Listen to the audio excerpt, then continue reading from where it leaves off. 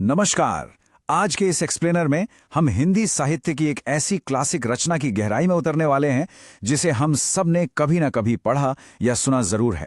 मुंशी प्रेमचंद की दो बैलों की कथा। ऊपर से देखने पर यह भले ही जानवरों की एक सीधी साधी कहानी लगे, लेकिन सच तो यह है कि इसके भीतर बहुत गहरे सामाजिक और राजनीतिक संदेश छिपे हुए हैं। तो चलिए बिना किसी देरी के इस शानदार रचना के छिपे हुए अर्थों को डीकोड करते हैं। शुरुआत करते हैं इस कहानी के एक बहुत ही दमदार कोट से। सद्गुणों का इतना अनादर कहीं नहीं देखा। अब जरा इस पर विचार कीजिए, क्या हद से ज्यादा सहनशील होना या बहुत ज्यादा सीधा होना हमेशा सही होता है? कई बार इस सीधेपन को लोग कमजोरी मान लेते हैं, है ना? असल में ये कहानी इसी बात पर एक बहुत बड़ा दार्शनिक सवाल उठाती है कि अत्यधिक अच्छाई और आंख मूंद कर सब कुछ सह लेने की आखिर क्या कीमत चुकानी पड़ती है। अब इस कहानी के असली मायने समझने से पहले जरा उन महान लेखक के बारे में बात कर लेते हैं जिनकी कलम से यह मास्टरपीस निकला। हम बात कर रहे हैं मुंशी प्रेमचंद की। सन 1880 में बनारस के पास लम्ही में जन्मे प्रेमचंद जी का असली नाम धनपत राय था। उनके जीवन की जो बात सबसे ज्यादा प्रेरित करती है वो ये है कि उन्होंने असहयोग आंदोलन में हिस्सा लेने के लिए अपनी पक्की सरकारी नौकरी तक छोड़ दी थी। बस उसके बाद उन्होंने अपना पूरा जीवन साहित्य और समाज को समर्पित कर दिया। सेवा सदन, गोदान, गबन और कर्मभूमि जैसे उपन्यासों के साथ साथ उन्होंने हंस और जागरण जैसी महत्वपूर्ण पत्रिकाओं का संपादन भी किया। उनका साहित्यिक दायरा बहुत बड़ा था और उनकी रचनाओं की सबसे खास बात क्या थी? ये कि उनमें हमेशा किसानों, मजदूरों और उस वक्त चल रहे आजादी के आंदोलन का दर्द और संघर्ष बड़ी ही प्रामाणिकता के साथ झलकता था। तो उनकी इसी पृष्ठभूमि को ध्यान में रखते हुए जब हम दो बैलों की कथा के भीतर झांकते हैं तो हमें एक बहुत गहरा राजनीतिक संदेश सुनाई देता है। कहानी की मूल आत्मा एक बहुत ही स्पष्ट विचार पर टिकी है। स्वतंत्रता सहज ही नहीं मिलती, उसके लिए बार बार संघर्ष करना पड़ता है।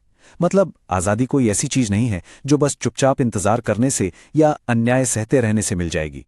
मुक्ति पाने के लिए तो बार बार और लगातार विद्रोह करना ही पड़ता है। और इसी बात को समझाने के लिए प्रेमचंद जी ने जानवरों के स्वभाव का एक बहुत ही दिलचस्प उदाहरण दिया है। देखिए, गधे को उसकी चरम सहनशीलता के लिए जाना जाता है। वो कभी गुस्सा नहीं करता और उसके चेहरे पर हमेशा एक अजीब सी उदासी छाई रहती है, चाहे उसके साथ कुछ भी हो जाए। इसके ठीक उलट है बैल, जिसे कहानी में गधे का छोटा भाई कहा गया है।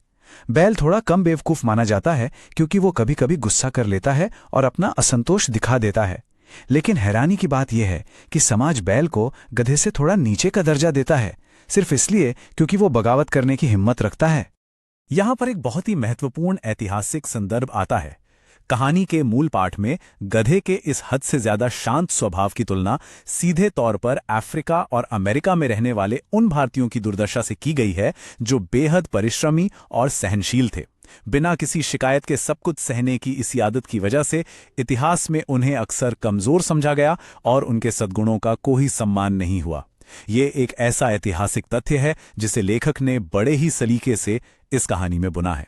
तो इस गहरी दार्शनिक पृष्ठभूमि के बाद अब कहानी के मुख्य किरदारों से मिलते हैं, जो असल में इसी संघर्ष का चेहरा है। मिलिए हीरा और मोती से। ये दोनों बैल अपने मालिक झूरी से बहुत प्यार करते हैं और झूरी भी उन पर जान छिड़कता है। ये महज एक इंसान और जानवर का रिश्ता नहीं है, बल्कि बिल्कुल एक परिवार जैसा अटूट और भावनात्मक बंधन है। इन दोनों की खासियतें भी कमाल की हैं। पछाई नस्ल के ये बैल कद काठी में ऊंचे और काम में बहुत मेहनती हैं। लेकिन जो बात इनके बारे में सबसे ज्यादा हैरान करती है वो है इनकी आपसी समझ। ये बिना कुछ बोले एक तरह की मूक भाषा में एक दूसरे के मन की बात पढ़ लेते हैं। जब भी इन्हें हल या गाड़ी में जोता जाता तो दोनों की यही कोशिश होती कि दूसरे को तकलीफ ना हो और ज्यादा से ज्यादा वजन उसी के कंधे पर रहे। ये निस्वार्थ भाईचारे की एक बेहतरीन मिसाल है। लेकिन कहते हैं ना कि शांति ज्यादा दिन नहीं टिकती। इनकी जिंदगी में भी एक ऐसा मोड़ आता है जो सब कुछ बदल कर रख देता है। होता यह है कि एक दिन झूरी अपने इन दोनों बैलों को अपने साले गया के साथ उसके घर भेज देता है। अब हीरा और मोती को तो यही लगता है कि उनके प्यारे मालिक ने उन्हें किसी अजनबी के हाथों बेच दिया है।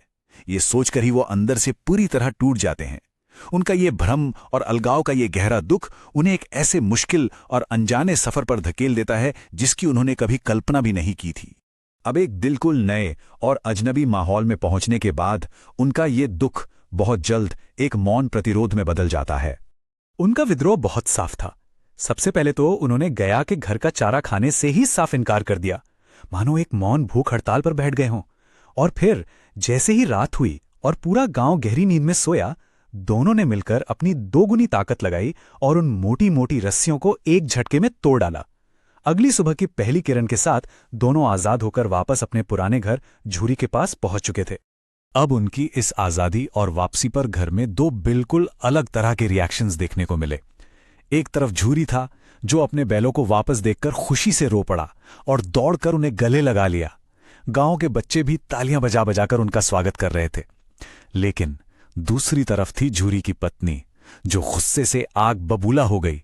उसने बैलों को कामचोर और नमक हराम कह डाला और सजा के तौर पर उन्हें खाने के लिए सिर्फ सूखा और फीका भूसा दे दिया गया।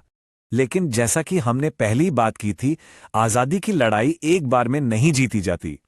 ये संघर्ष तो लंबा चलने वाला था। अगले ही दिन गया वापस आ धमकता है। इस बार वो उन्हें एक गाड़ी में जोतकर ले जा रहा होता है। रास्ते में मोती, जो कि स्वभाव से थोड़ा उग्र और विद्रोही है, वो गाड़ी को खाई में गिराने की कोशिश करता है, लेकिन शांत और सहनशील हीरा किसी तरह हालात को संभाल लेता है। खैर, गया के घर पहुंचकर उन पर खूब डंडे बरसते हैं और उन्हें फिर से मोटी मोटी रस्सियों से बांधकर कैद कर दिया जाता है। अब रात का अंधेरा है। दोनों थके हारे बैल बंधे हुए खड़े हैं और घर की एक छोटी सी बच्ची छुपकर उन्हें 2 रोटियां खिलाने आती है।